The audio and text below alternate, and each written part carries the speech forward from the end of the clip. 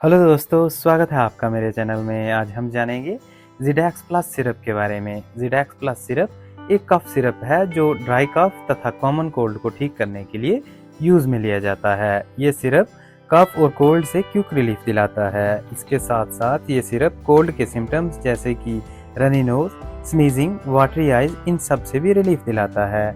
इस सिरप में डेक्स्ट्रोमेथार्फन 10 milligram, फेनाइलफ्यूरिन 5 milligram तथा क्लोरफेनायरमाइन 2 मिलीग्राम की कंपोजिशन रहती है। इस सिरप को एक अडल्ट 10 ml सुबह व शाम ले सकता है तथा इसके साथ गर्म पानी के सेवन की सलाह दी जाती है। दवाएं से जुड़ी ऐसी और जानकारी के लिए मेरे चैनल को सब्सक्राइब कीजिए। धन्यवाद।